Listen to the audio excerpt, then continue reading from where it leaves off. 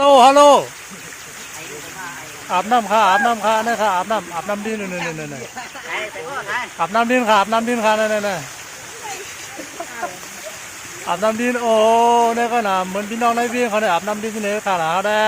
รู้ก็ดีนะคะน้ำห้องไหนมาอะไรพี่น้องอาบน้ำที่อาบน้ำเขาได้ที่อาบน้ำพี่น้องในเวียงเขามาเนี่ยค่ะเนาะที่อาบน้ำพี่น้องในเวียงเขาเนี่ยโอ้โหนี่ค่ะรู้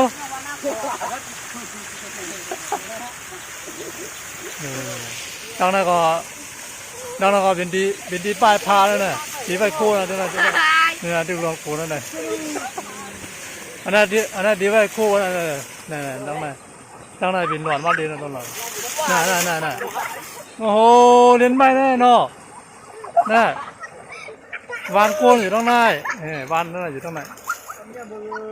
คนมุงค่าตรงไหนอย่างนั้นหมาบนั่นไหนมาด้วยนั่นแหละนี่อาบน้ำก็อาบได้เลยครับโอ้กัดหลีในหัวลูกในหัวออกมาเลยก็ได้ลูกในหัวปุ่นเลยน่ะลูกในหัวปุ่นลงมาค่ะน่ะลูกในหัวเดี๋ยวมีหูอยู่ในหัวปุ่นค่ะตั้งบนว่าเดี๋ยวมีคำในค่ะตั้งบนอะไรมีคำอะไรคำร้อยลำคอนะก่อนนะคะโอ้โหกัดคิดจะอาบน้ำนะได้เป็นข้าวปูนก็ได้ข้าวปูนเป็นเจ็ดนี่ค่ะว่านี่อาบน้ำโอ้โหนะครับพออยู่วันนอกมาอยู่ในเวียงซึ่งเขาได้พัดจ่อยเอาค่ะ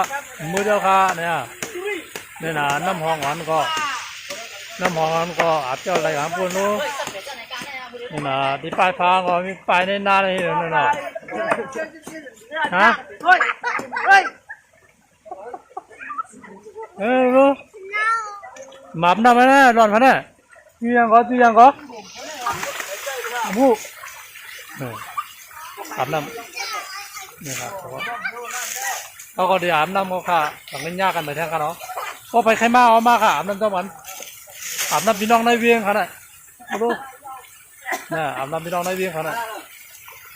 อาบน้ำลูกในหุยมาบ้องคำไม่ได้เด่นที่หนาวกัดน่ะแฮ่น่ะนี่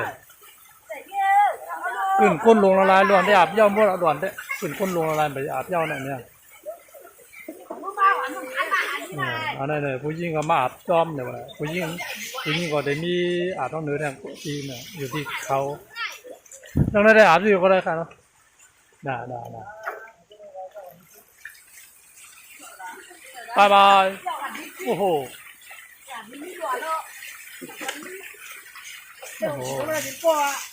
บายอาบน้ำบังค่ะเนี่ยอาบน้ำก็ได้อาบน้ำยาวๆหน่อยอ่อนกันมือขึ้นเลยนะอ่อนกันปอกขึ้นเดี๋ยวอาบน้ำยาวรวมนะเขานี่ดูในนามีหมาโอ้โหนี่ต้องไหนมันเคยเขาอาบน้ำต้องปุ่นน้ำนั่นนี่หัวอยู่น้ำปุ่นหัวน้ำอยู่น้ำปุ่นเขาเนี่ยเขามือขึ้นค่ะมือขึ้นปอกอาบน้ำกัดนี่ในบ่ได้เลยนี่ในตั้งในบ่ได้พุกมองเลยครับบอกพุกมองคายนะครับเขาเนี่ยบอกพุกมองปลายๆนะโยเดี๋ยวพุกมองคายก่อนนะกัดหน่อยค่ะกัดอาบน้ำในหัวนี่แหละทุนในวันงานใหม่แทนกันเนาะบาย